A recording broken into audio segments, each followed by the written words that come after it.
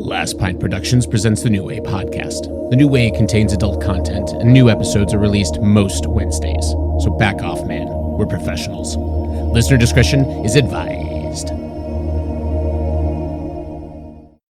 So you were in Vietnam, if I'm not mistaken? Yeah? Were you in the shit? Yeah, I was in shit. Last night, Darth Vader came down from planet Vulcan and told me that if I didn't take Lorraine out, that he'd melt my brain. Here's how you get him. He pulls a knife, you pull a gun. He sends one of yours to the hospital, you send one of his to the morgue. We came, we saw, we kicked its ass. Everybody wants to be naked and famous. Everybody wants to be just like me. I'm naked. Will you help teach me about this? What is it? A new way? Thanks for that 5 seconds of room tone, Ryan. Hello and welcome once again to the New Way podcast, where we break down pop culture and we break all the rules that we just made 2 seconds before starting the podcast to be quiet for just 5 seconds. Thanks so much for participating. Welcome to the New Way. Thank you for joining us. I am your host, Matt Shank. I am joined in the studio by two strapping young lads. To my left is Mr. Benjamin Scott Wilson. Oh, in the studio. In the studio, yeah. We are live and in person. And to my frontal area, Mr. Ryan Alexander Hamilton, coming in hot, straight from Texas, landed moments ago. I am Matt's full frontal. You are my full frontal. And a little to the right. Back and to the left. Just the way he hangs. Well, thank you so much for joining us. I literally put in my notes for the start of this podcast to apologize for our lack of podcasts. We did just release one. Oh, look at that delicious sound we just heard there. We did just release Ben's return to the podcast, which we recorded about a month ago. And we are hoping to be releasing a few more, a little bit more regularly for the rest of the year. Yeah, I have the excuse of having some medical issues, but yes. I'm hoping that my voice sounds. I feel like it's starting to sound a little bit better. You sounded much better in the car. I mean, the content of what you're saying is still garbage. Yeah, but, of course. But the volume and the level natural. of it sounds great. Yeah. And we have Ryan here, a fan favorite on the podcast. Am I a fan favorite? I would say you're the most favorite. Yeah, you are a favored guest on the show. Contributor. You've been elevated from guest to contributor. I'm speechless. And I also made sure to have all kinds of snacks and drinks in the house because Ryan complained loudly after Ben's dad was here that we gave a better spread for his guesting on the podcast, and Ryan complained that the last time he was here, all I gave him was hard Mountain Dew. No, here's the thing. Ben's dad absolutely deserves a better spread. 100%. He's an adult. Get on that mic. He's an adult man. Get in there. He's a man of taste. Get into it. Yes. I introduced them all. I've introduced most of Ben's family to true Tex-Mex. So he enjoys the finer things. Yeah. No, it's good. We promise to give some more. My excuse is that I have been deep in the theater shows. I finally finished a 4-week run on Grease. Deep in the Grease, which Ben got to see. Ben, do you have any capsule review of Grease? What were your thoughts on it? Meh. No. I thought my honest opinion is that for a show that I don't particularly like or love. He's a Me neither. He's a Grease 2 fan. I'm a Michelle Pfeiffer fan. Yeah, hell yeah. Who isn't? No, it was actually very well staged. It was well choreographed. Matt, of course, as always, did a fantastic job. And it was well cast for the most part. So yeah, good production. For the most part, who we throwing shade on? I am not. We will protect anyone listening to the show. It's that bitch Betty Buckley. Betty Buckley was terrible in it. It was definitely Elizabeth. No, I'm just fucking around. She's always the weakest link in any show for sure. Just the worst. Elizabeth, at this point, I'm always just like, well, Elizabeth's going to be the best one in the show. So. That's a consensus for a lot of people. We always appreciate it. And I will say, I can break it on the podcast now. Elizabeth and JB and I will be in one more show again this year at the Delray Beach Playhouse in She Loves Me in November and December. Oh, I thought it was going to be Cats. If I could get JB into Cats, that would be the greatest thing on the planet. So just so you listeners out there can know, I had a fever dream idea for what this podcast could be, and there was no way to pull it off whatsoever. But, Not with that attitude. But you were one of the first people to say no, that this is not a doable thing. We talked about this a little bit. So my idea... It's pure chaos. Yeah, it would be pure chaos. My idea was that I was going to make JB, Ryan, and the twins watch Cats and then record a podcast with their thoughts on Cats afterwards. Oh. And see, you didn't give me that much detail. Oh, yes. You just said it would be me, JB, and the twins. I was yes. like, no. I wanted chance. I wanted you guys to watch a stage production of Cats. The girls have never seen it. I don't believe have ever seen a production of Cats. I have not. JB would be so miserable watching a production of Cats, and I thought this would be the greatest radio of all time. But I know that Luna is my daughter because she has turned this gigantic musical theater nerd. Yeah. But nerd. When they were somebody said something about Cats, she goes, "Cats fucking sucks." First time I've ever heard her drop the F-bomb. Your daughter said Cats fucking sucks. Yeah. I actually, yes, that I can corroborate For this. Only time I've ever heard her drop an F-bomb. Yes.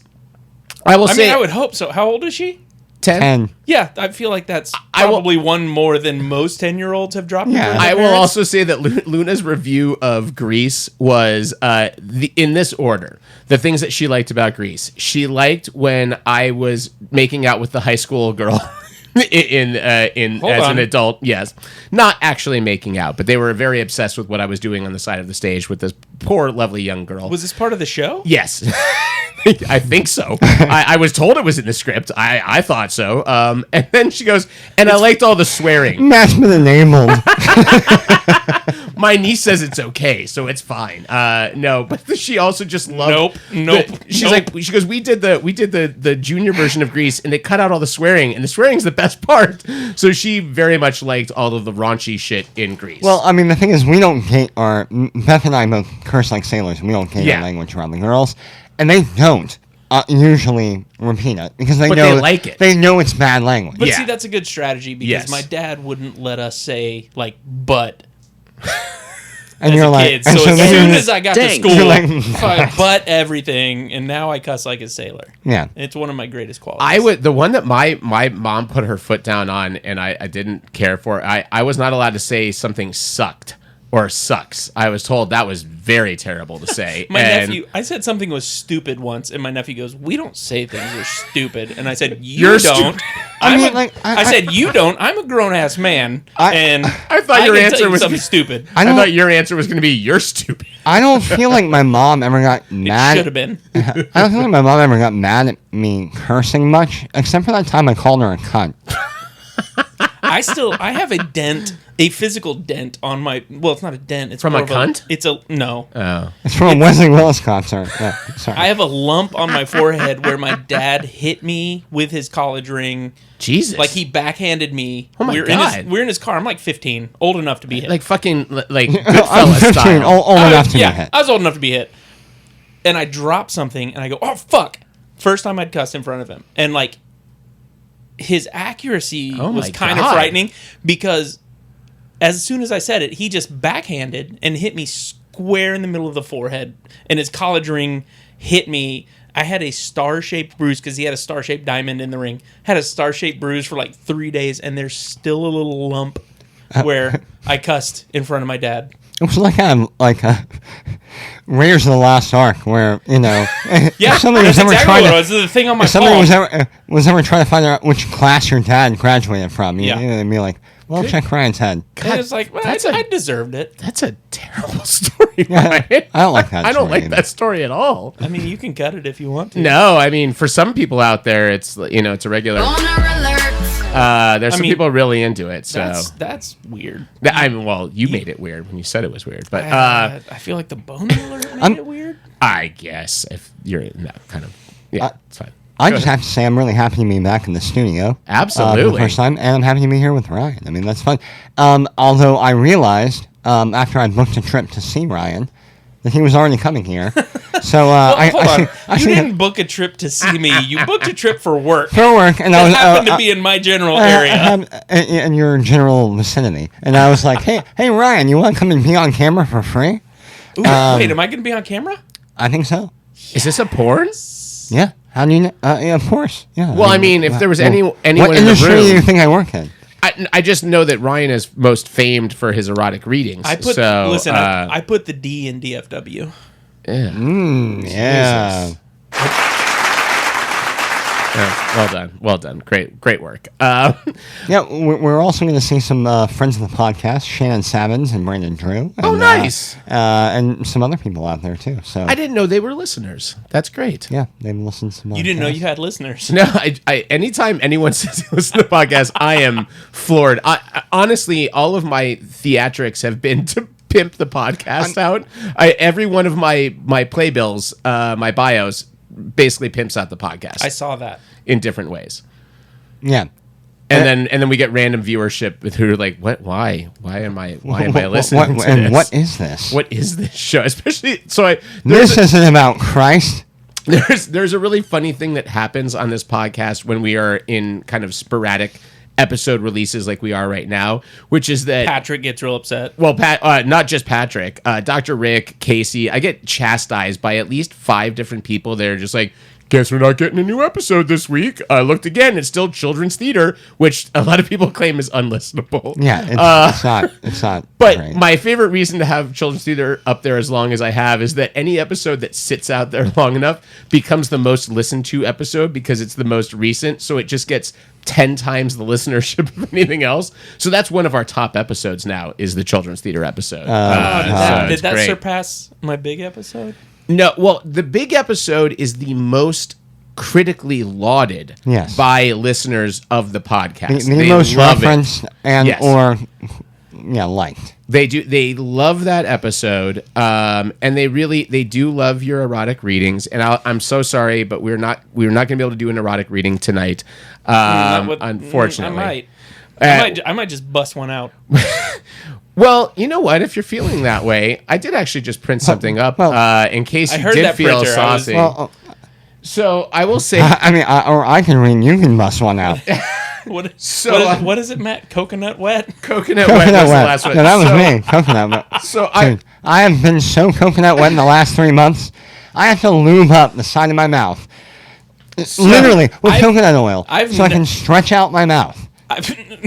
Jesus Christ! I am not fucking kidding. God Almighty! I was about to say I've never felt filthier than when I had to sit in my room by myself recording that, and then Ben just said what he said, and I now feel gross. Well, so when I initially pitched the idea to Ryan of doing the Cats episode, he said the only good thing about doing that was it would be the first time he would not have to do an erotic reading. And as a joke, the first thing that popped into my head was, no, we'll do a Spongebob erotic reading. And then we had a good laugh, and then it went away. And then when I was thinking about what to do for erotic readings, I go, I bet this exists. So I went to the Google and I typed in Spongebob erotica. Well, now we have AI to do that too. So now this is a 4-page Spongebob erotica. I don't think we need to go through all of this, but what I'm going to do half a page. I'm going to have max this out. We'll finish. We'll be finished by that time.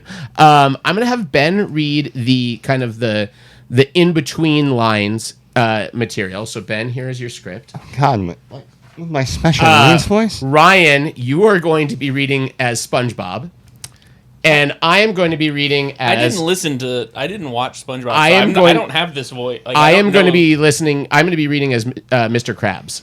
Hold on, how do I know which one's SpongeBob? It'll if you kind of Mr. Krabs speaks in caps and SpongeBob speaks in lowercase in quotes. All right. So let's just do like half a page of this. All right. Can I get like a sample of a SpongeBob voice? If you listen to TikTok at all in the last like 6 months, that annoying like that's the SpongeBob voice filter that's on there. So just like a high pitched kind of. Fucking, I mean, do you not? You sandbag me on this. You're like, yeah, we're not doing this anymore. I seashelled you.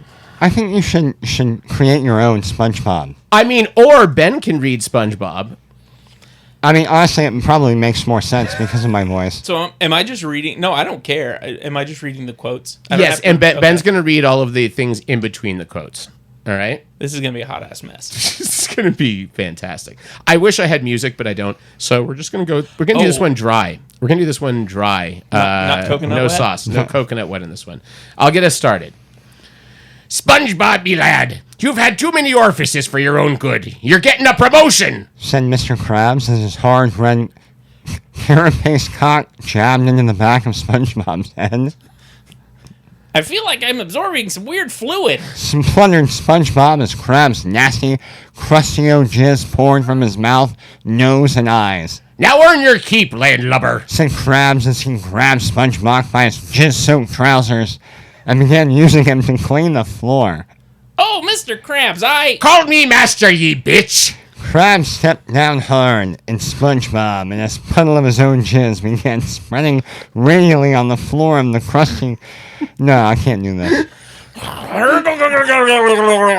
Choke on it, ye invertebrate, or I can't get hard. These claws aren't just good for mating. Oh, wait! Yes, they are! Said Krabs as he caressed his 11th leg. Jesus. I'm not going any farther than that. All right, well, we did it. We did as much as we could. I hated that as much as I thought I would. Yeah. I mean, listen, there are 4 more pages to that. We didn't get barely through half a page. And honestly, if there had been music, it should have been the music to Pee-wee's Playhouse. Like... Oh, Lordy. Rest in peace. R.I.P.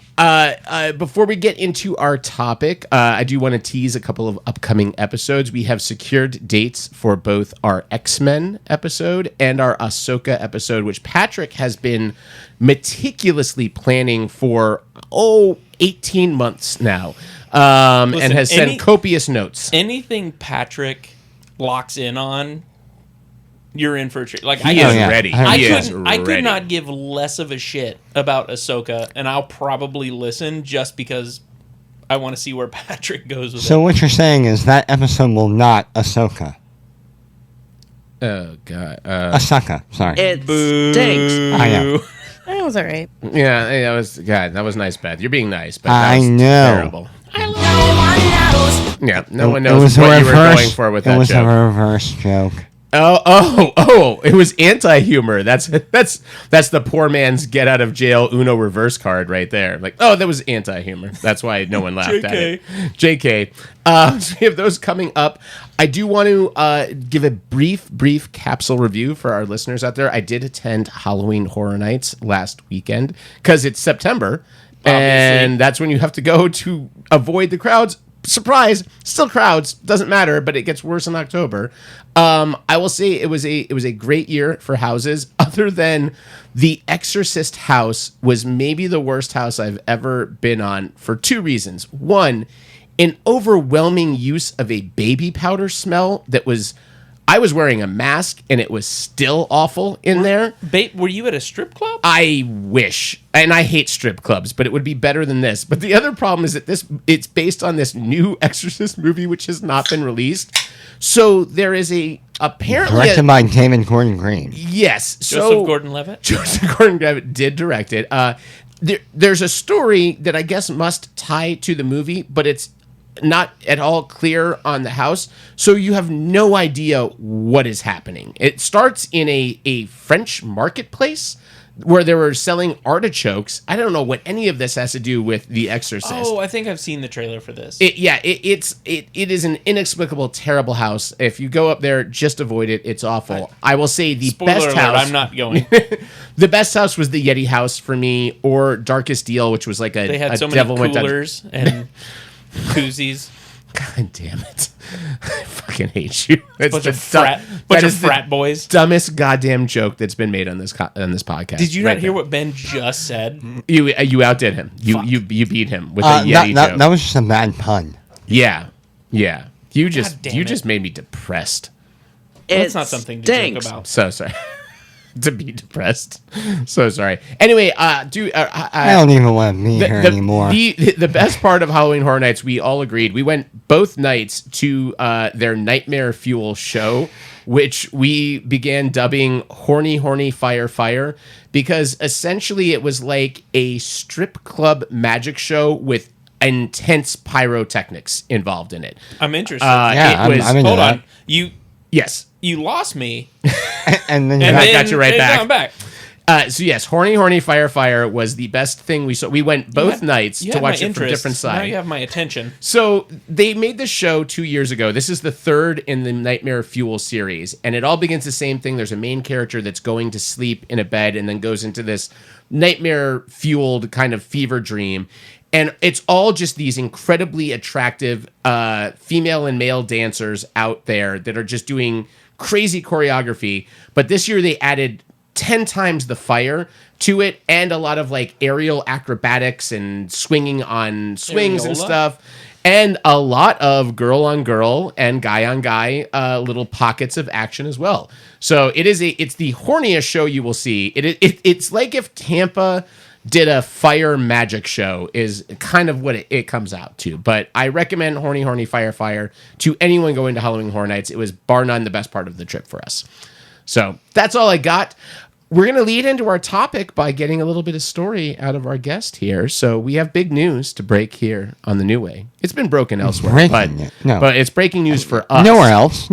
It's breaking news here. One of the three of us is no longer officially on the market anymore. We have someone newly engaged on the podcast. And it's me.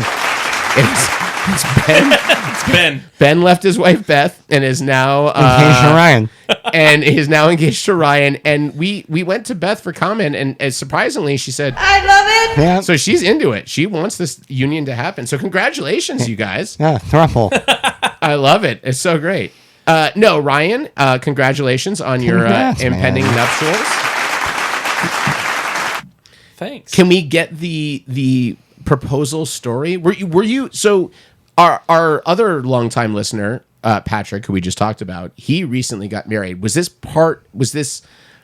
this inspire you to propose, or was that unrelated? Unrelated. Okay. How did you go about it? All right. Blimp. I did. Blimp. I hired a blimp. No. We've been together. Kristen and I have been together for quite a while. So lovely person. Almost as long as my wife and I have been together. Listen. She's put up with me, so that tells you all you need to know about her. She and I talked about this at Three Sons the last time we were there at the beer fest. Jesus, what'd y'all talk about? How much she puts up with you? I think it was in 2020. Listen, that was a while ago. It was a while ago. Yeah, it was. It was right before lockdown. So I bought the ring a while ago. I was actually going to do it. We went to Mexico at the end of July. And I was going to do it there, but one of her best friends told me, no, she doesn't want you to do it there. And I was like, okay, well. Oh. Shit. That's a lot. Yeah. So kind of had an audible from there. Okay. A couple. So you just took her out for Tex-Mex. You're like, well, I guess you didn't want it in the actual Mexico. This closest we got. Exactly.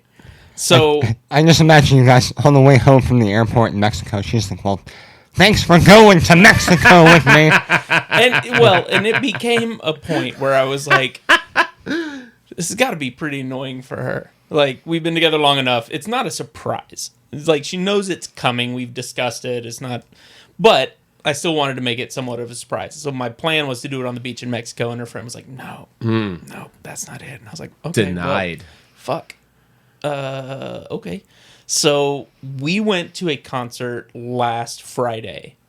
A young man, I say young man, he's older than me, named Joshua Radin. He does the singer-songwriter, like, makes you feel bad about breaking up with your girlfriend From the type of music. video game Mortal Kombat. Yes. Yeah. No, Just probably like- most famous from Scrubs. He did, his first song was Winter in Scrubs from the Where Do You Think We Are episode. It all comes back to Scrubs. He used to be a roommate of Zach Braff.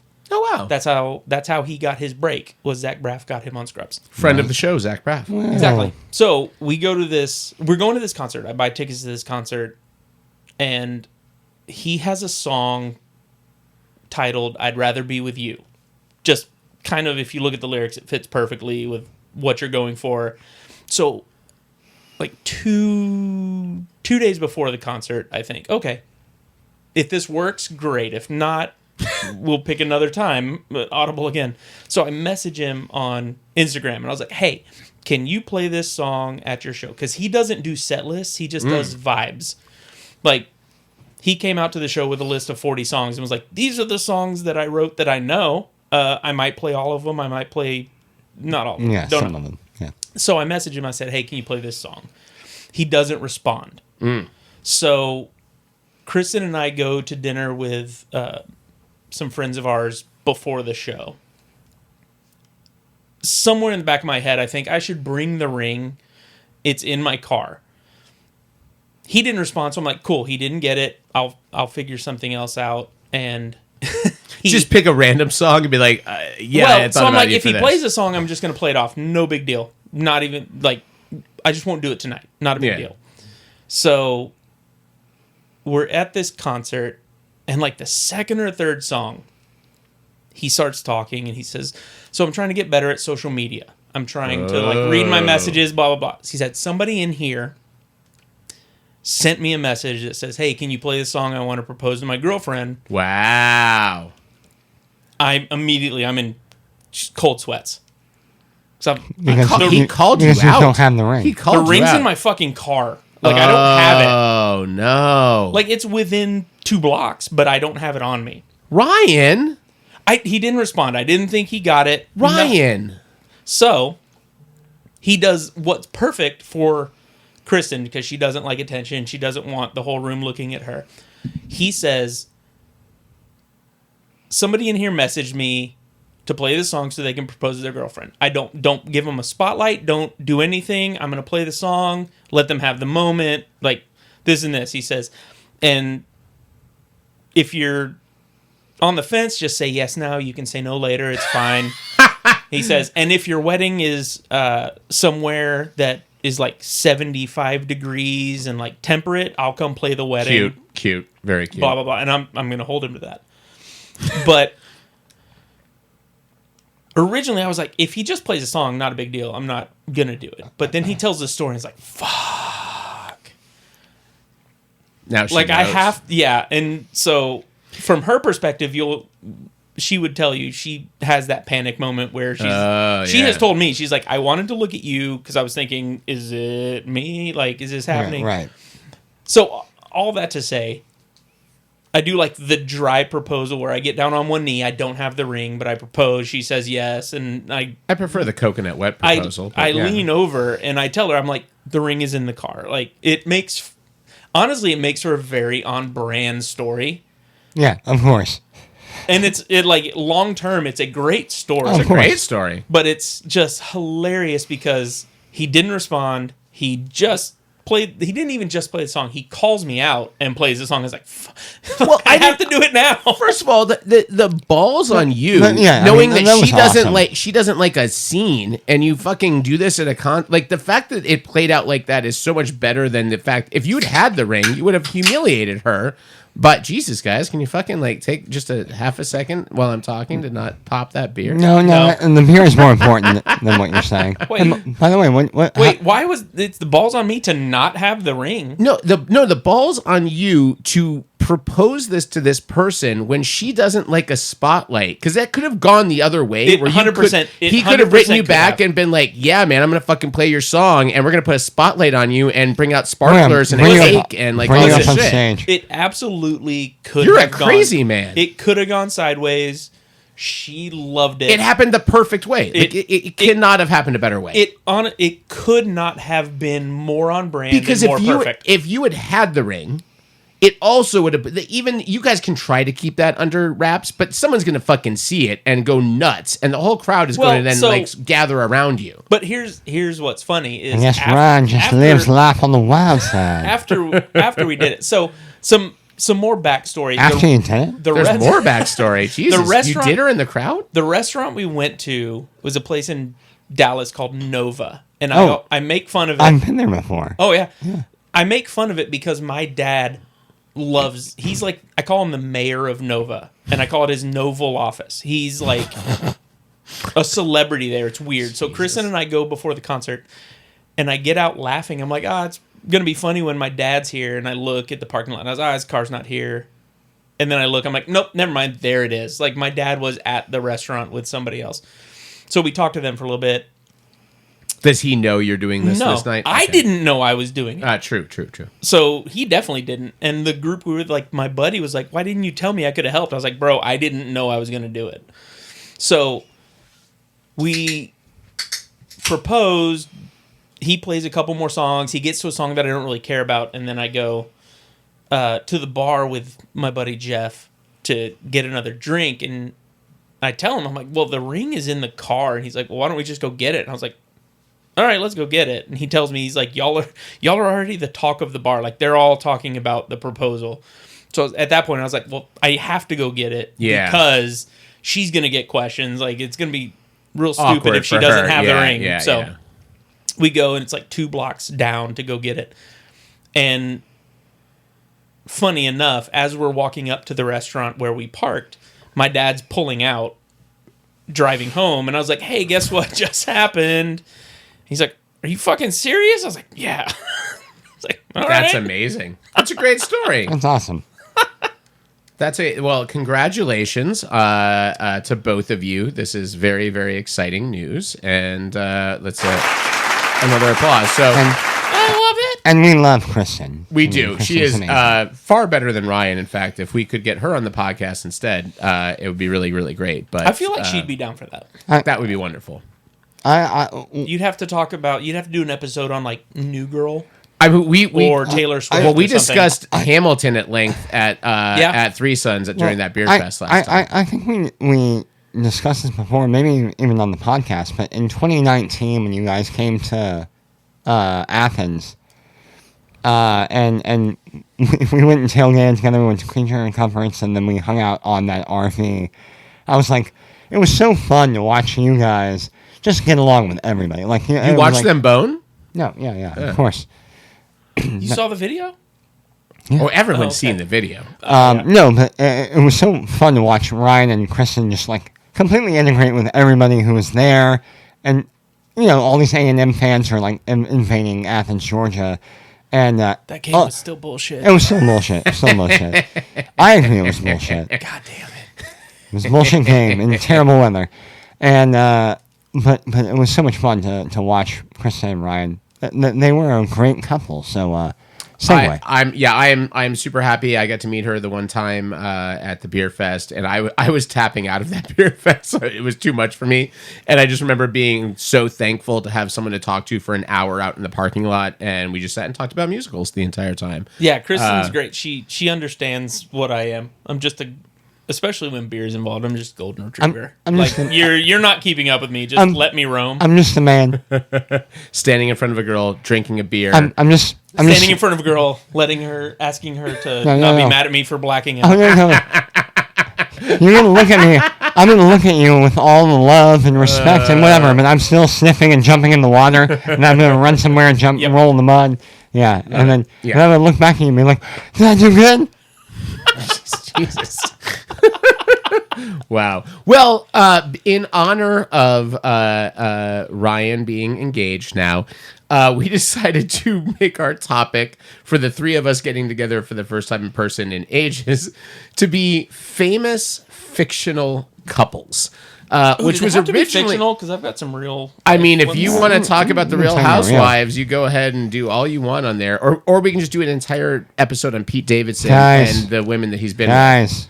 Hugh Jackman and his wife. They did. That just happened today. That is super sad for this momentous occasion of us doing this podcast. I didn't even know Hugh Jackman was married. He's been married for famously almost for a long time, before he was Wolverine. Can't be that famous. I mean, I didn't know about it. awkward. No. He is. It's famous because he was with her before he became super famous, and then stayed with her after the fact, which a lot of people. And after everyone said he was gay. Yes, that also is another. Wait, did people side say of it. Hugh Jackman was gay? Yeah, they're because he does musical theater. We're not all gay.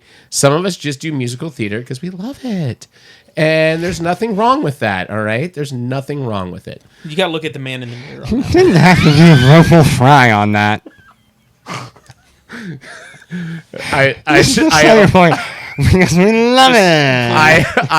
Clean the fog and fingerprints off the mirror, Matt. I owe Ryan a really expensive drink right now. Anyway, so we are going to discuss couples. So the thing that I found very God damn, I don't know how I'm gonna recover off of this. So inside joke is fun for everyone. It's fine. I'm very curious. I realized as I was compiling my list, I just started making a list of famous fictional couples, many of whom were bad examples of couples. So here's the thing. I broke mine down into like categories. Me too. Yeah. With like good and bad. Like yes. I've got a few categories. I did this. I did similar. Let's have everyone talk about their categories and how they're categorized. Okay. I'll tell you mine. I went the OGs. So like the original, like these are the ones I saw growing up. The Sam and Diane's. Sam and Diane is on my list. Gotcha. Okay. Kind of like that OG group, and then new school. Okay. Currently, kind of the ones we got, and then I've got your Twilights and whatnot. Mm-hmm. Oh, God damn. Let's move along. I am so happy at that reaction. I literally put an asterisk to drop that bomb somewhere in the episode. And then I've got the worst. Yeah. So we're going to talk about the bad, like the fucking trash ones. The worst. And then Please Don't, which is very current show you're watching that I'm like, I see what you're hinting at, and I don't fucking like it. I like it. Okay, I like this. Ben, what are your categories? So I broke mine down in 4 different as well. Wow. But it's not the way in media. Sorry, hold on one second. It's not the way that they're played. Cancer. No, or the way that they're written. They're either played for contrast, for construct, which means the story dictates this couple. Sure. They're played for reality, which means it's actually a realistic relationship, or they're played for romance. I like so. That's very much on brand. Yes. Contrast, construct. Like me, I'm romance, like old, or reality. new, bad, and Ben's like, well, when you get to the narrative of it all. Mine are just gay, straight, and incompatible, and that's it. I have nothing else to it. No, I honestly, I didn't necessarily put them into categories. I just realized that the first 8 I wrote down were self-destructive couples, and I realized that was the first ones that popped to my head were bad relationships, and I'm like, well, maybe I should find some positive relationships. But then the one category I would say I might be attacking that you guys aren't are potentially platonic love couples. So this might Those be are called friends. Okay, Jesus Christ. Thanks, Ryan. No, I was gonna say bromances or female. Ooh, hold on. I love a good bromance. Yeah, we love bromance. I was about to say, Matt just about to explain our relationship. I was gonna listen. Number 1 on the list was me and Ryan and me and Ben, and then the 3 of us together in a throuple, which is the hottest goddamn thing anyone's ever thought of. If you're so much man, if you hadn't thought about the 3 of us just raw dogging it, you are missing out. Imagine the fingerprints on the mirror for that party. It's a little on the nose, but but great work. Great work. Yeah, got it. Committed to memory now. Well done. Okay, we can. That bet's over. Great bit. Fantastic. Ran it into the ground. It's my strength as a comedian. Subtlety is not our suit in the new way. But I think the 3 of us would make sweet, sweet love, and who would not subscribe to that OnlyFans, right? No, I wouldn't. You wouldn't. No. I would. Yeah, I'm No? All right, it's just me. All right. I'm the only one watching our sex tapes, apparently.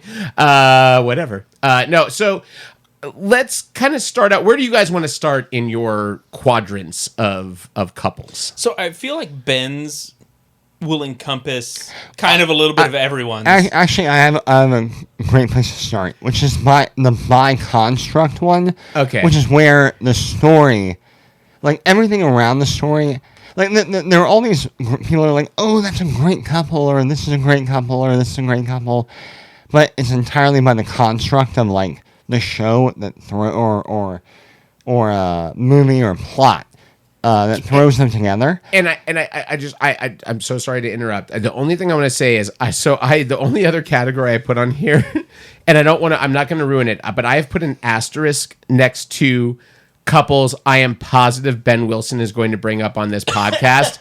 And I am very curious.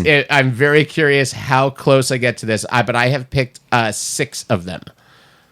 So I will let you know how many one of them will come up on your construct. I'm now mentally. Like, I don't even know what Ben has said. I'm just giving you. I'm giving you 3 here. Okay. So like Joel and Clementine from Eternal Sunshine. Yep, that's on my. Yep, that was one. But I think it's my construct in the story. Okay. Kathy and Tommy from Never Let Me Go, and Barkeep and Mother from Predestination. By the way, Predestination, Spirit Brothers, 2014. If you haven't seen it, great love story, amazing. I'm not going to spoil it about who the love story is with or through. It's 2 people, but yeah, they're great love stories, but they can't exist unless the plot around them exists. Gotcha. That's what I'm starting with. Because there's nothing really to talk about more about them. Unless you want to talk about Eternal Sunshine.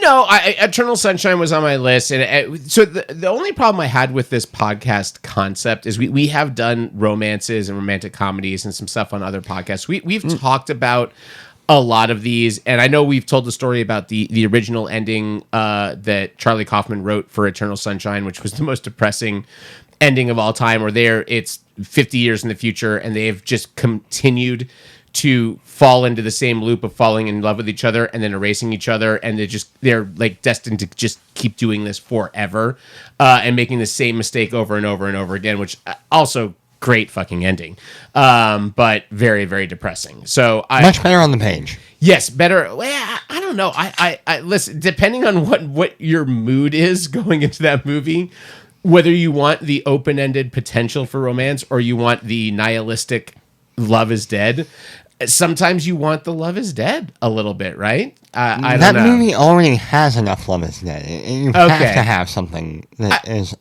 That's a good point. I see your point. But yeah, I was kind of curious on that. So yeah, I did have...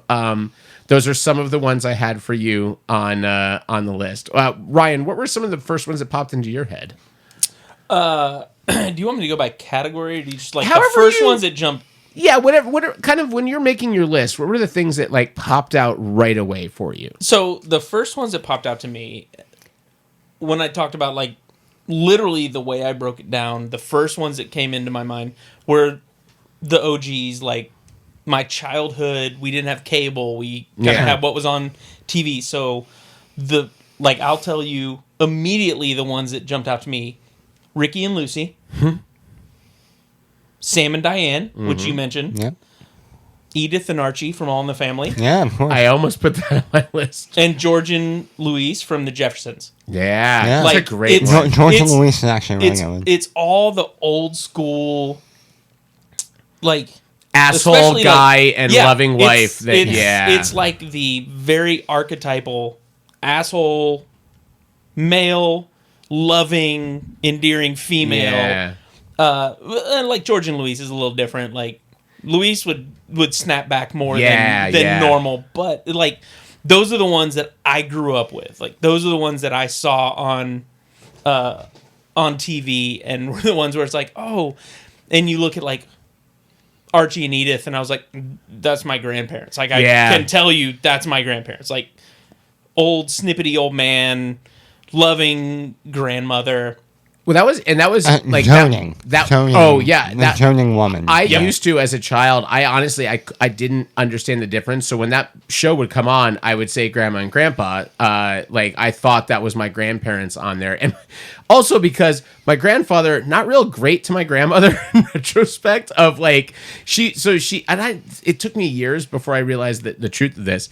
If my grandmother ever said anything a little dotty or batty, he would go, burned herself out in high school, which is a terribly funny but also terrible line to say. And then I found out after the fact, she was actually the valedictorian in high school and then just never kind of continued on with the stuff. So he was legitimately making a really bad comment, which on TV is funny, but in real life, when you become old enough to understand it, not funny at all. Which is, I think, one of those interesting things when we look at these relationships of what we grew up on. Like, those sitcom relationships were highly, highly dysfunctional. Oh, yeah. And terrible. Well, because especially at that point, there's no nuance. You're playing the archetypes. They were reflective of the time period that came almost immediately preceding them in all cases. Mm-hmm. They were very much the fifth. We used to joke, contributor to the podcast, JB, especially because there were certain lines that she would deliver. She'd go a little Edith Bunker, and I would go a little bit Archie Bunker. And then we'd also realize the material was very much Edith and Archie of like, oh, it's funny how little they have in common and how he's terrible to her and she just puts up with it. And we're like, this is a really sad story if you look too deep at it. Oh, yeah. But yeah.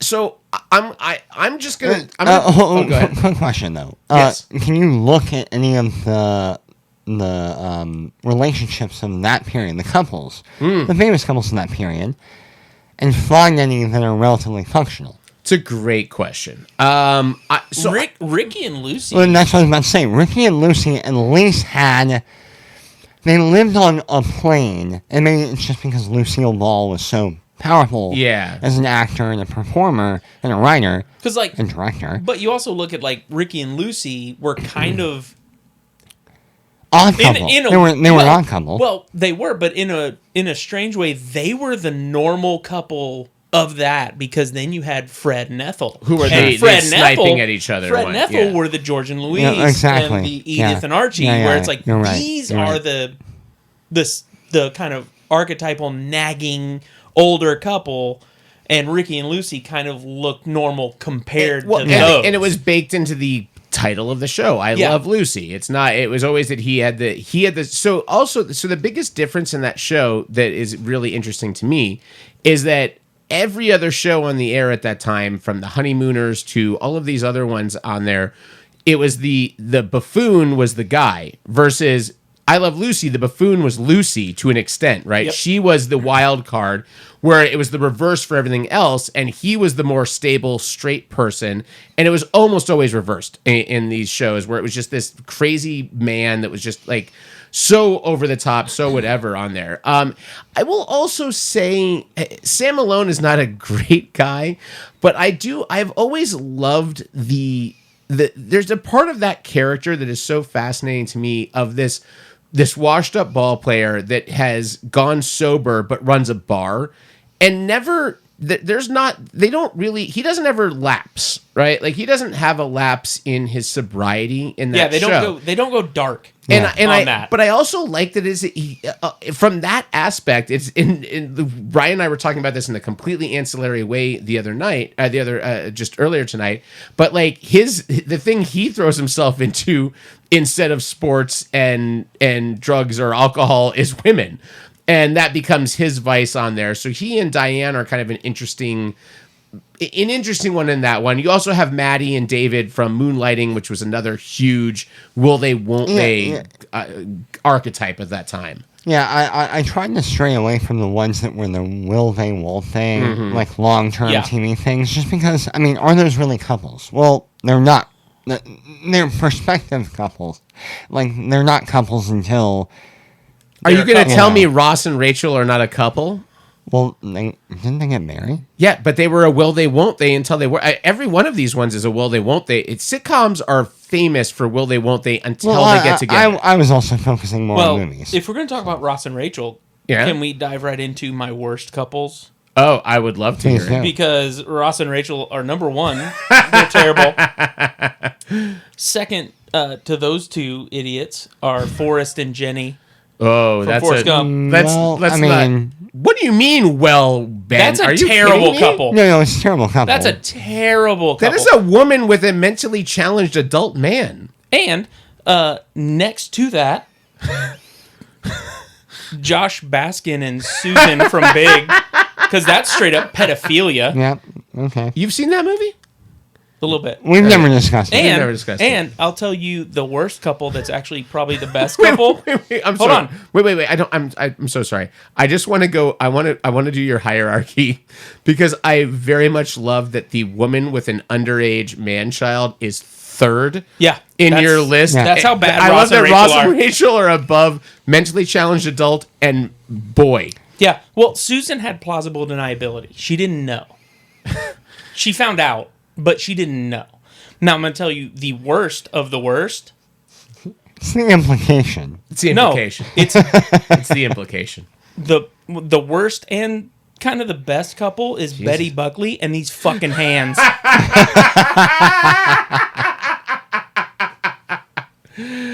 49 minutes, 21 seconds of the podcast. JB, I will be sending you that that timestamp for sure.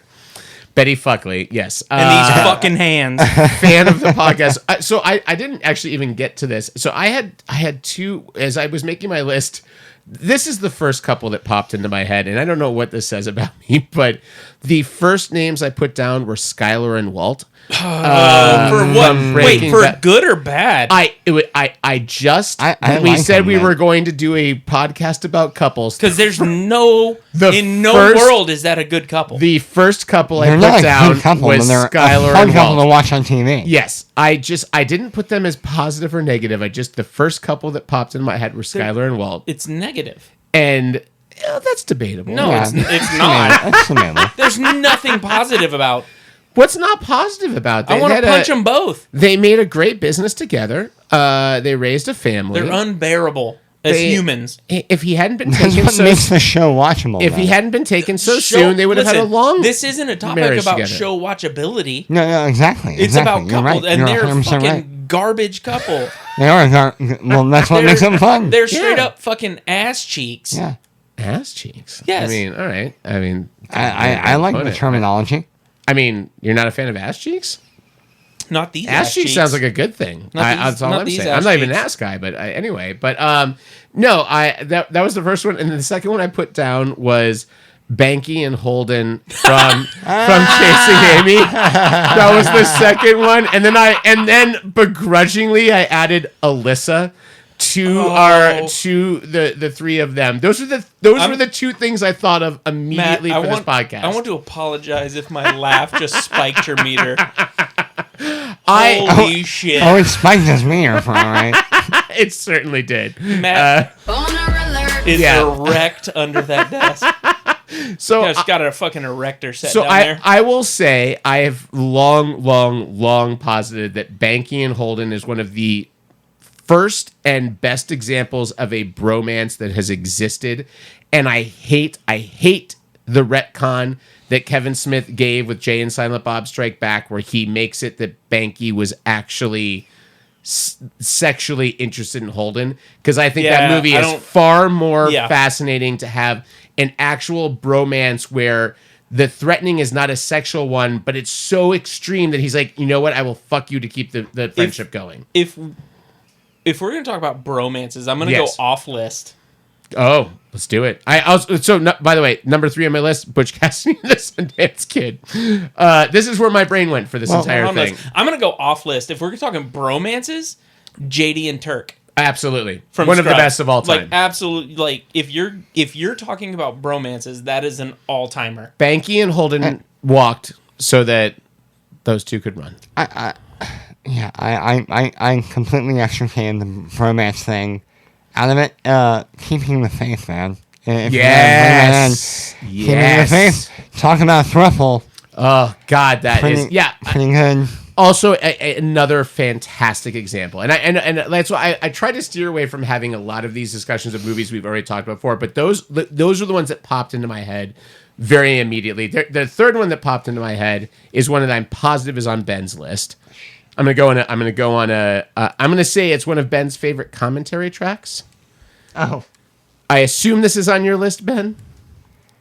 If you're talking about Say Anything, no, it's not. What? You didn't put Lloyd and Diane on your list of couples from Say Anything. Well, the reason why I didn't is because it's well-worn territory. Okay. I mean, everything on here is well-worn territory, but Big is well-worn territory. Maybe. All right. Here's the one thing I will say about Say Anything. It is in a strange class of its own where it doesn't rely on construct or contrast of characters. Yeah. A little contrast. A little contrast in the very beginning, but it's mostly just an organic love story. Okay. And there are very few of those, and I have a couple other examples, which I was like, it's strange how hard it is to come up with, like, an organic love story. Do you know? So I would love to add a small thing to, as we talk about each of these couples, I would like for you all to go on record as you introduce them to the podcast of whether or not you think these couples have a lasting relationship that will 100%. stick. Yeah. So do you think Lloyd and Diane? No. Yeah, I agree. And well, we've already talked about Clementine and Josh Baskin and Susan definitely don't. No, not until he gets that second serum. He got his 15 seconds of fun and got out. God bless him. 15 seconds. What a stallion. I don't think. Well, the sitcom couples. Well, I mean, Sam and Diane didn't make it mainly because she left the show and they had to write that in.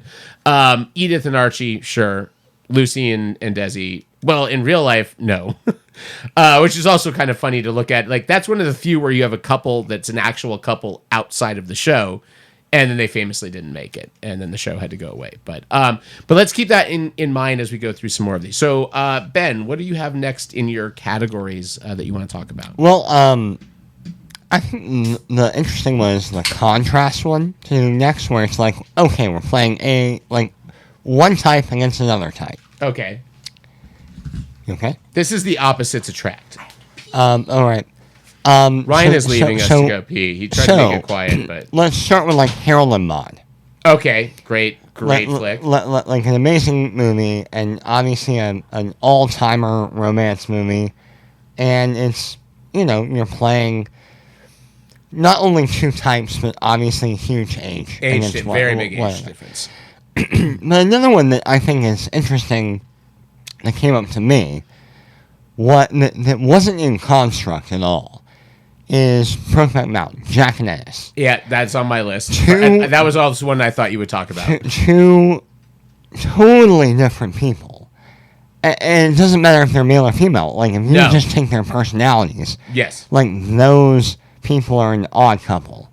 And so I think the contrast in them, combined with the fact that it was like, obviously the gay western, made it the phenomenon it was. No, and that's I 100%. That was one of the ones I put a star on. I was positive that you would bring that one up. But it's a great example of not only do you have these differing personality types in it, you also have at that time and for those people, this is a relationship that is not commonplace, that is not that has an external factor on it, in addition to the fact that they are also very different personality types on it. It's a great example. I mean, it's hard not to bring in the fact that it's like obviously like a period piece sure when they're gay.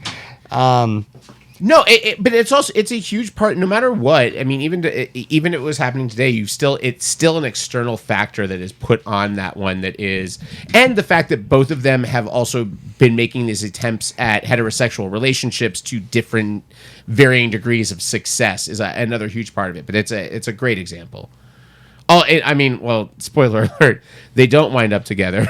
Right. I was going to watch that. What are you talking about? Don't worry about it. Go back to sleep. Yeah. Another one. I mean, I'm not in love with this one, but obviously you have the and this can also go into construct too. This is one of those ones that borders, but Edward and Vivian, Pretty Woman.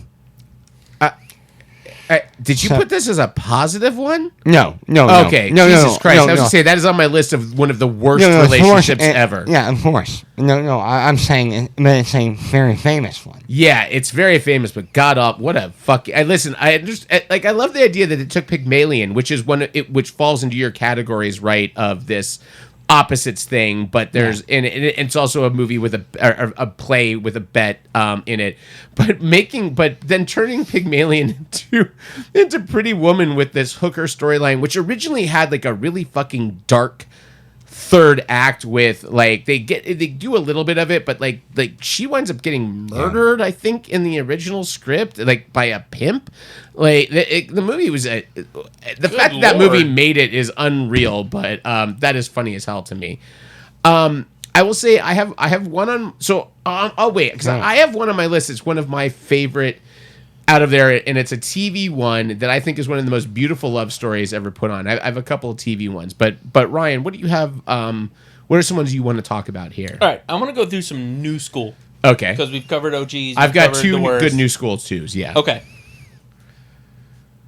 I've got a couple where I'm going to break it down by the show. Okay. So I've got April Ludgate and Andy Dwyer. Okay. Opposite of Leslie and Ben. Yes. From Parks and Rec. Okay, I was about to say. And I love Leslie and Ben. Yeah, and let's stay away from Jim and Pam, please. Oh no, they are. No, they're dead. They're terrible. That's all if of you'd us. like to see, they're not on my list. Yeah. Ryan has what looks like the notebooks from the beginning of Seven, where John Doe has scrawled things on a page and used fingernails and whatnot. It's a moleskin, bro. Calm You're down. a moleskin. That's racist. Brian only uses moleskin condoms. Did you call me fucking Brian? Ryan. I said Ryan. I heard Brian too. You said Brian. I heard me. Listen, Brian. He's compounding the two of us right now. Bro. Just making Ben and Ryan I made the same you guys person. a couple, as I've been trying to. Listen, Brian. All right, so I just like the juxtaposition of April and Andy and Leslie and Ben. Like, Leslie and Ben are like the stereotype, like, this is exactly what they should be. And then April and Andy are like... Landy, yeah. Stop, fucking quit. What? I don't know what you're talking You're about. making things weird. You're making a bigger deal of it. One of the best couples in TV history, bar none, Coach Taylor and Tammy from Friday Night Lights. Ooh, I like that one. Yeah. Just is that Kyle Chandler and Connie Britton? Yep. Yeah. I mean, listen, if we're Connie Britton's one of the most beautiful women. If we're gonna talk about of all of these couples, which sex tape do I want to watch the most? Ooh, that's a good one. Pretty up high on my list. That's a good one of Coach Taylor and Connie Britton. But that's a great. To me, it's a great juxtaposition of the two, like the overburdened coach husband and the wife mother that's taking on too much. Like, it's just right. It's just great. Let's go like early 90s that we grew up with. Alf. I've got two there. Alf and the Cats. Exactly. Yeah. Do you not remember Alf's girlfriend's name? Falf. Nope. So I've got two. Female Alf. I just want to thank Ben for not being able to stifle a laugh at that terrible joke. But God bless you, Ben. Thank you for laughing at that. I've got two here in like the early to mid 90s. Like, oh, these couples are ones I can actually like vibe with because this is my age group. I've got Corey and Topanga, which a little toxicity there, a little bit, but not like, but not terrible like for the time. Reasonable, it aged okay. It aged reasonable toxicity. Sure. And then Zach and Kelly. From Saved by the Bell? No.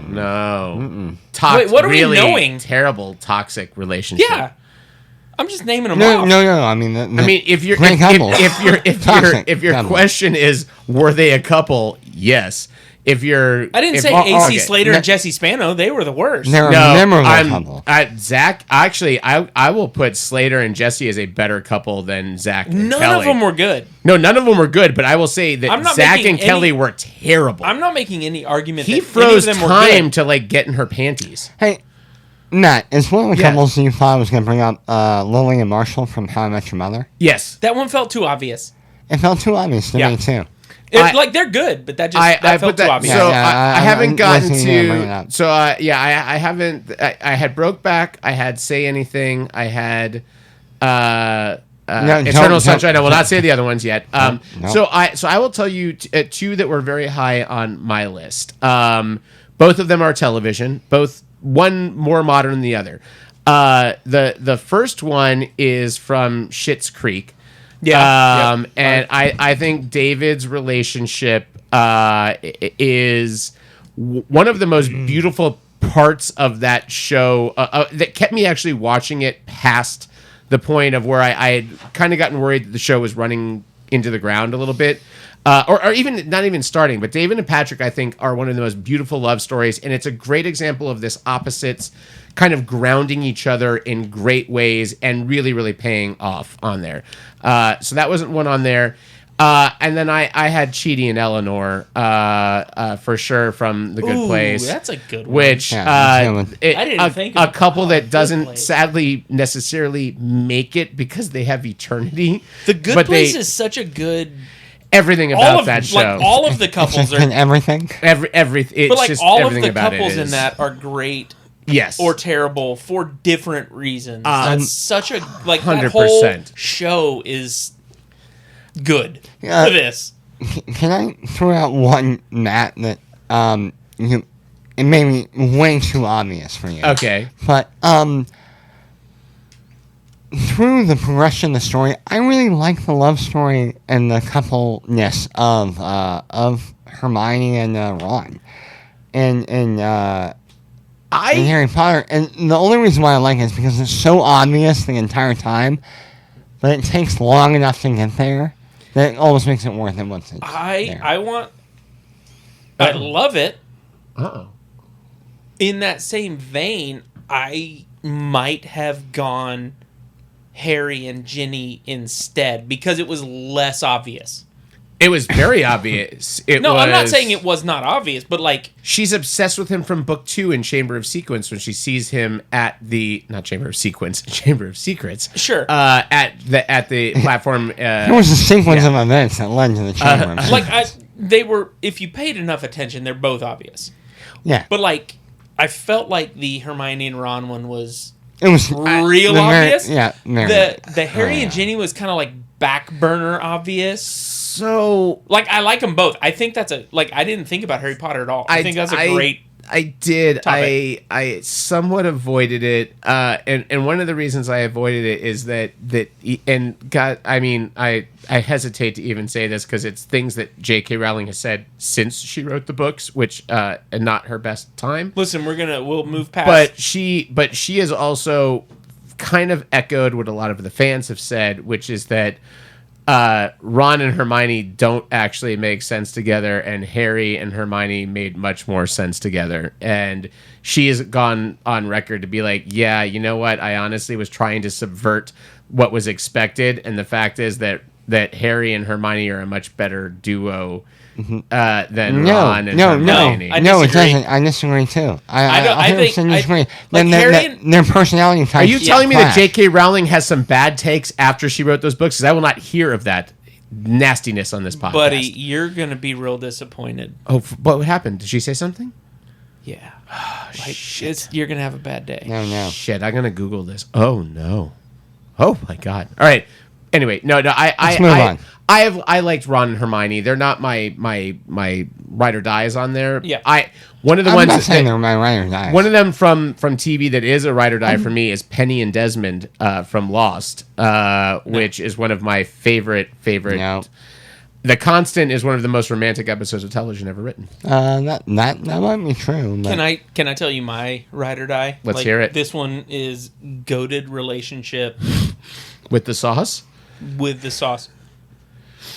Phil and Vivian. Oh, from Fresh Prince? OG Absolutely. Vivian. OG, absolutely. New Vivian, no. That was his second wife. We all know OG Vivian. Like Phil, that was like he left the original Vivian and got a new Vivian. That was relationship goals from the get-go. Yep. I agree with that one. I agree with that one. It was one of mine. Phil and Vivian was great. I've got one that fits in both new school and the worst. I I have the one that I want to end on, which I know Matt knows. So I've got after this one, I've got 2 more. Okay. And then Go for it. you can. So this one fits in both the best because you just love to watch it, but it's the worst because it's just toxic as fuck. Chuck Bass and Blair Waldorf. Who is that? Fucking Radio Silence, really? Y'all didn't watch Gossip Girl? No. No. Never watched it. I mean, Matt did. Matt Cool. loves it. I'll go fuck myself. That's I'm so Man. sorry for the depth. that fucking layout Definitely was sorry. brutal. I was also just petrified that I was missing something really Yeah. famous in the names, and You're- be like, "Oh Jesus Christ!" So someone say something. Someone Wow. bail me out right now. For like 4 seconds there, you were like, Elon Musk has some really great ideas. I thought Man, I the only had Chuck I knew was zero- from Billions, and I'm like, it can't be that. It can't be Paul Giamatti and his kinky wife. But I would have lost a bet if you would have asked me if that would have fallen as flat as it did. Like, that Radio Silence was painful. yeah, never seen it. Don't care. My wife. Listen, my wife some of these listeners are going to understand. Chuck and Blair are trash. I'm going to go on a limb, by the way, and say that I think I know our audience a little. I'm very curious. Those of you listening to this podcast, please send a message to me and let me know if you are a Gossip Girl watcher, because I think the viewership is low amongst our fans. I'm going to go out on a limb and say that. You're missing out. Not Pat the has new, watched through the not the entire new series. Gossip Girl. We're talking about the OG. Yeah, OG. Not the new. I'm just not really into gossip. And then this one, son of a bitch. This one's not so much TV movies. This is the best couple, and The best of all the couples. yeah, all the couples we're talking about is T Swift and whoever is influencing her next album. Travis Kelce. Travis Kelce. Christ. Travis Kelce. She's gonna write a song about 6'5" tight Oh end. no! It's the backup quarterback in Alabama. The backup quarterback No, from I'm Alabama joking. is who? I'm just joking because it could mean literally whoever. Yeah, it doesn't matter. But listen, T Swift and whoever she's dating at the time is a great couple because You're talking about Taylor Swift, yes? I got that right? Taylor Swift? No? Matt, I'm gonna fucking fight you. Okay. You don't have to whisper it. You can come out right and say it. Hey, All right, Ben. I don't need everybody to know this, hey Ryan. but I'm Being gonna broadcast. fucking fight you Ryan, how do you the like the bathroom? new in your sleep, In the bathroom? motherfucker. how do you like the new Olivia Rodrigo album? I haven't listened to it. You're about to. Sign me up. All right, Ben. I got to see if any of my other ones Matt. that I starred for you are going to make. I know one of them has to. So it has to. when I talk about reality, when Yeah. I talk about what the reality of relationships are, You're talking about Ripley and the Alien Queen, right? Obviously, the most romantic of all relationships. clearly, that's just all I want to talk very about. contrasting relationship, yes. Matt, who am I actually going to talk about? You're going to talk about Jesse and I'm Celine. going to talk about Jesse and Celine. Yes. From the Before trilogy. Before For those of you that don't trilogy, recognize the before names. sunrise, before sunset, and before midnight. The realist, for somebody who has been in a married relationship, and Ouch. I was Wouldn't throwing know some anything about that. just throwing shade on the rest No, of us. I'm just saying. It's fine. No, we get it. I'm just saying. For someone with a discerning taste and a successful relationship, got it. Fine.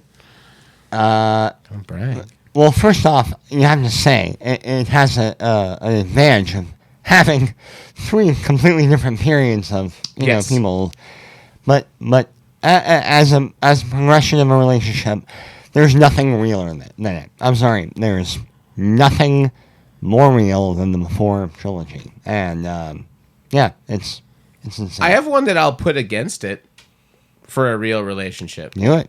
And it's another one Chuck that and Blair I- from Gossip Girl. From Gossip Girl? No, not familiar with it. Mine is from another movie we've talked about plenty of times on the podcast that Ben turned me on to, which is Bert and Verona from Away We Go. I thought you were about to say Bert and Ernie. They are also on my list. The best couple. Bert and fucking Ernie. They were just below this.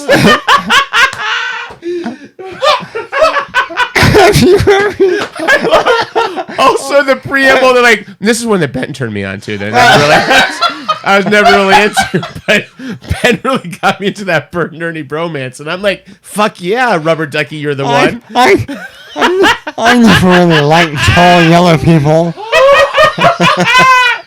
Oh shit! I can't even get. I'm not gonna be able to get through the rest. Anyway, away we go. Not starring Bert and Ernie, but no, that actually is a great point. It's a great point. It's going to be completely flat. I apologize. I've completely ruined my. This was my big moment of the podcast. But Away We Go is my favorite marriage couple. God damn it, Ryan. But they're not married. They never got married. But they might as they're on their way, sort of. But No, not really. but they're never going to get married. Never gonna get married, but God damn it, I'm done. That was so good. Listen, that's a great place to end it. Listen, No. We got 15 minutes before we're ending this one, my friend. We're only at an hour 14. All right. I've got a more current, like, please God don't do this. Oh, I know what it is. Can I guess? Thruppling or coupling. Can I guess?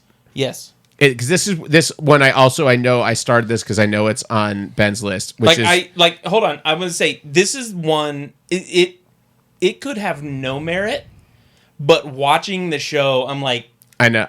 God, like you're hinting at it, and I hate it, and I don't want it. Don't do it. It's gonna ruin the show. It's not gonna fit the characters. I know exactly what it is. This was on my list for Ben as well. It's The Shape of Water. Nope. Okay, because I was pretty sure that relationship with that merman was maybe the most erotic thing that's been on. No? Okay, go on. No, it's Carmen Sydney from The Bear. Fuck you, and fuck you. It's not a couple. I'm not saying it's a couple. I'm saying they're hinting at it. No, they're not. I don't want them to. They're not hinting at it. 100% They have 100% gone on record to say there is not. They are a platonic. That's fine. They codependent. They can say entity. They can say whatever they want. You can watch the show and see they're trying to like they're putting feelers out. Matt, there is literally a sequence where he's fantasizing about his girlfriend, and then she cuts in to the sequence. Do you know why that happens? Did you watch the end of the season where it's his work life versus his personal life, and the work life all of a sudden comes into his fantasy of the personal life? It's not his personal shit. It's his job. Fucking shit. Yep. Matt, you're missing what I'm saying. I'm not missing what you're saying. You're just wrong. They're hinting at it. They're like teasing towards it. They're not. Whether it's they are. You're trained to believe that there are a male and female. Matt, stop. Matt, stop. Right now you're talking over us in a really diminutive way. Okay. Whether they're actually going to do it or not, like I said, this is in my please don't section 100%. of like, at the very least, they're teasing at it. They're kind of getting a feeler for the reaction to it. You can't deny that they are throwing enough information out there that they're like, oh, we kind of want to see how people react to it. They are 100% doing that. I can deny it. And I don't. It's terrible. It would ruin the show. It would be a terrible match, but they are absolutely. They're playing those very scenes. worst. They're playing with it. They're playing those scenes. And 100%. I hate it. I don't think it's Matt, good. Matt, honestly, I am saying if you were not seeing that, then you are not watching that show. No, I'm so you are dismissing my opinion as well. So your I'm gonna. opinion's wrong. So my opinion is that you are reading into what is the traditional thing of most TV shows, that you have a male and a female who are very close and intertwined, and you are projecting a romance onto it. I think there is zero romance at all exhibited on either side of them in that show. I think there is a dependent relationship for what they are trying to do career-wise. I think there is zero romance between the two of them. If you say so. I mean, the creators also say so. So what the fuck do they know, right? And I'm just saying. And the creators of the show have never said anything that No, that's fine. It could be a loss. Listen, it could be a loss thing. I will tell you, the creators have get flamed against the internet community and be like, "Fuck off! We're not putting them together. You guys are reading shit into this that we are not putting in the show." They've legitimately gone on record to be like, "You're wrong." I threw it out there as like, I fucking hate it. I've kind of like. I kind of think it might be what they're hinting at or what they're testing. Hold on, man. I threw it out there where I was like, they might be just kind of sending out feelers. I did not, in any circumstance, think that Matt would react like he did when I took all of his fucking island movies from him. Fuck you! How dare you bring that up? I'm gonna go watch Andy while you fall asleep, Matt. The irony is that neither of us think that's actually going to happen in the show. But the irony is that if you don't think they actually put those shots in there deliberately, I 100% believe they didn't. I 100% believe they didn't, and they actively are going out of their way to tell people stop reading shit into this. It's not what we were intending with it. Again, no TV show's ever done that. It's fucking Banky and Holden. You can fucking project whatever you want onto that. I am projecting that they are a platonic, fucking codependent relationship, but they are not a couple. Not at all. Fucking don't give me that look to each other. I had zero fucking clue that would fucking drive them like it did. I have no Holy shit. Now, what's funnier, there is a couple that it's hinted at in that show. Matt, you'll love Kristen because she felt the same way you did. I'm gonna tell you. Hold on 1 second. Let me just rewind. Yeah. So let me just rewind on talking about the bear for a second. Go for it. So in the bear, there's a shot where he is matching his girlfriend at the time, and there's a fast dolly away. It cuts back to him, and then it cuts to his work partner. Yes. It's the exact same thing. And again, Ben, did you not listen to what I just said? No. I heard exactly what you just said. If she was Ben, this is somebody. Well, hold on. This is somebody that we've gotten to know intimately. Sure. And this is somebody who has shared intimate moments with this other person, and intimate moments. And yes, intimate moments where they're sharing everything about themselves personally, and all of a sudden, if you listen to the voiceover, they're talking about how they are going to relate to somebody romantically, and then it cuts to her. Watch it again. I'm here and fucking you. No, listen. I know that what you're saying is that the creators say that's not what we were trying to do. There's no logical reason for anybody to take something else away from it. What is season 2 about? Tell me that in a crux. What is season 2 about? What does the end of season 2 mean to you? I am fucking you dropped this bomb. Let's fucking do it. What is season 2 about for you in his character arc? It's about family. Fuck you. God damn it. I fucking hate you so much. Fucking hate you so much. You're so wrong. First of all, the Fast and the Berries. The funniest thing is that Ryan and I did briefly say we were going to talk about controversial takes on the bear. I have a controversial take on the bear about a relationship in it that no one agrees with, and I'm going to say it's just as ridiculous as yours. Yours is absolutely trash. So here is mine. Yours is so bad. Richie and Fack are fucking in love with each other. That's so fucking bad. Richie and Fack are in love with each other. If you're going to talk about making shit up, I think we see a bunch of fucking gay jokes with each other constantly, and they always keep winding up together, but we don't believe that they're into each other. Yeah, what dudes make a bunch of gay jokes around? Yeah, and then also have equally unsuccessful relationships with every female in their life. Yeah, that's totally unheard of. Yeah. I'm gonna change. I think we should change the title on this. No, I want to fucking keep on this for the next hour. I just want to poking the mat. We're an hour, whatever. 20 minutes in. We're fine. We're good. Hour 20? Matt, come on, man. We're an hour 20 into this, and I throw out Carm and Sydney from I The just- Bear as like, please don't do it. I and love that becomes both the of most you- passionate point. I love of that the you two podcast. fucking ganged up to be like, no, like, don't talk over us because you disagree with us. And it's a bunch of bullshit that I watched the show about. Matt's all of a sudden becoming Nick. I watched a show about a guy that is incapable of having any kind of personal relationships because he is so married to the work he does. Ben, you that can't is say the that entire when show. I have just taken a drink. Fuck you. Fuck both of you. Fuck everybody in this room right now. It's such bullshit. You guys are so wrong. Listen, we'll make the bet right now. Guys, let's make the bet right now. $100. No. They don't ever romantically become entwined in the show. They're not Again. going to me. That's not the point. That's Matt, not what you're you're right. ever That's not trying the to say. point. That's Matt, your entire point. You're ignoring everything I've said. Where I said it doesn't matter if they're going to it. I They don't were- think they're going they were to. dropping It's not scenes. going to. So that's They are every hinting at relationship it. on any show. The argument makes no sense. If they're not going to go through with it, then what?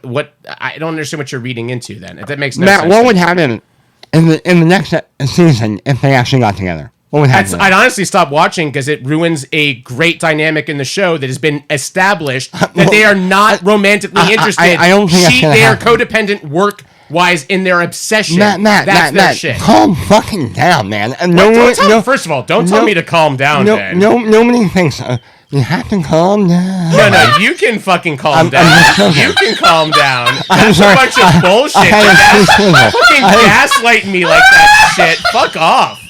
Jesus Christ, calm down. You calm down. I was just T-swizzling you, man. It's all good. What the hell is going on? I have no idea what's going on right now. Well, you told me to calm down, and I don't appreciate it. In a Taylor Swift way. Jesus. What the fuck does that mean? Fuck does that mean? I'm sorry, man. Ryan's infecting me. Unreal. Anyway, let's move on to another show because this is a bunch of bullshit. I can't function right now. I've been ganged up on and dismissed. No, you're and not. told to calm down. How So sorry. How me dismiss your opinion at I all? overstepped my bounds. You're right. I was. We have not dismissed I your was too opinion at vocal. all. I was too vocal. Oh You're my right. god. We have never dismissed your opinion. I understand. I was too vocal. It's good. This Sorry. is the most entertained I've So let's ever hear about been. some more of these couples. Oh my god. There was a reason why I tried to end this about 20 minutes ago. Listen, I'm going to tell you the couple that's not going to upset anybody besides Nick is I think Lewis and Jessica from Fresh Off the Boat are fantastic because Constance Wu is just an amazing actress. You're just Betty Fuckley, Nick. Fuck that whore. I'm gonna fight that bitch. Ben, who else do you have that's not from the I Bear? told you Betty Buckley I'm needs afraid to fucking talk hands. about anybody now. Don't be afraid. Just don't tell me to calm down. That's all I'm saying. I really was trying to make a Taylor Swift joke. I don't know who that is. I so, had that's I fine. had zero fucking idea that my take on the Bear was going to be that fucking explosive. I just didn't think I would be dismissed so summarily. That's all. Well, I mean, you should have. Well, like, I hope Ryan enjoys sleeping on the new way, patio. it really was funny because I like all of a sudden I'm like, no, I'm not trying to dismiss your. Wait, hold on. I'm just hold on for your life. But, Well, I can tell you right now, all I want to hear about are more hot takes from you guys. G and Cindy, Blue Valentine, Black and I Kevin, did have Blue Valentine. Black and Kevin from Moonlight. Just realistic. Oh, that's a great fucking one. Yeah. That is a great example. That was not on my list, but that's fantastic. Those are very realistic. I feel like. I lived did. in- The one that I was going to use to flame you up was going to Couples. be Bella and Edward. But I took that role and just flamed out over the Bear. Man, you got real fired up. Did I? I don't think so. What else do you have on your list, Ryan? well, Want to I- drop any well, more well- Alka-Seltzer in this fucking water? I've gone through my So whole... obviously we completely disagree with intent in some cases, but Did I talk about Betty Buckley and these fucking hands? You did get that one. I want to fight that bitch. You know who else thinks fight that the fucking bear bitch. they're getting together is Betty Fuckley? She Betty, does. Betty Buckley, fucking sue me. Hey.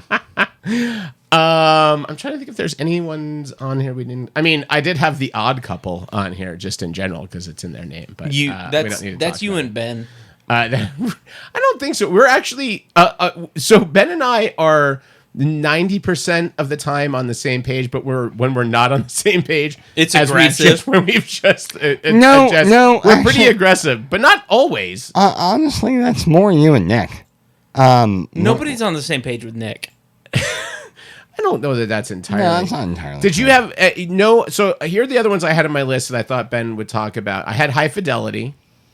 No. That's a movie. That's not. No. That's not a couple. Well, no, it's. God damn it! You're kidding. Touche. God damn it! I love you, Ryan. I had definitely maybe. Again. Okay, I understand. I had 500 Days of Summer, also a movie, not a couple. Don't want to talk about. Don't want to talk about that one though. Hold on, fuck Joseph Gordon-Levitt in that one. He's kind of a bitch. No, you're He is kind of entirely correct. No, listen. The growth I've had as a human being from originally watching that movie to now. You feel like I get that No, guy. You're like, no, that guy's a fucking dickbag. Do you know who put a not a wild spin, but a accurate spin on a character I've long since thought was a great character? This happened very recently, and it kind of broke me. But I was talking to a New Wave fan and contributor Elizabeth about Harry Potter, and we were talking about Snape, and I was like, oh, it's a really interesting written character, and she's like, oh, that guy that treated a kid like shit because he couldn't fuck his mom.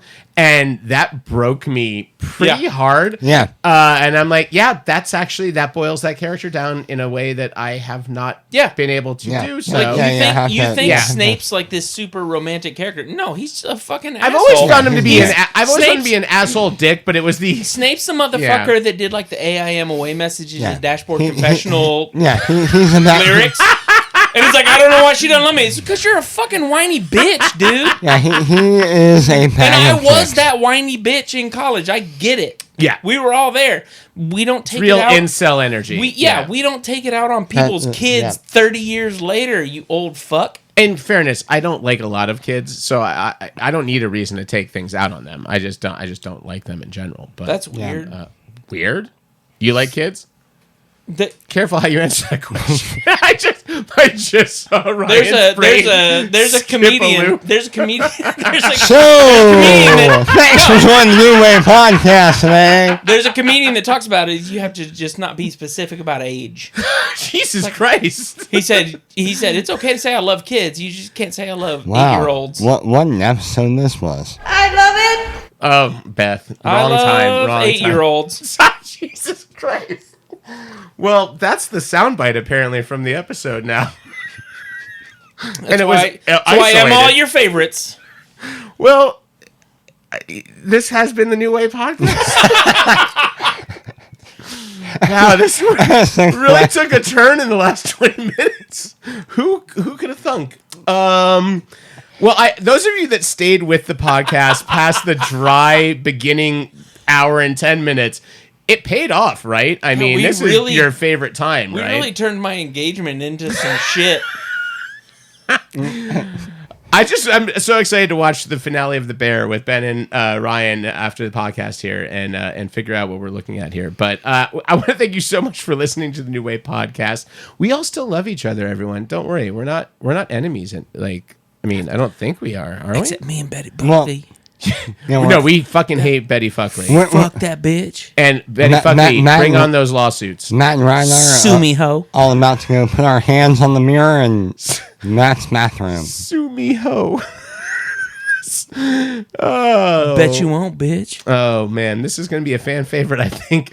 Well, thank you so much for listening to the New Way podcast. We'll be back with new episodes whenever we get around to them. And we'll talk to you next time. Cheers.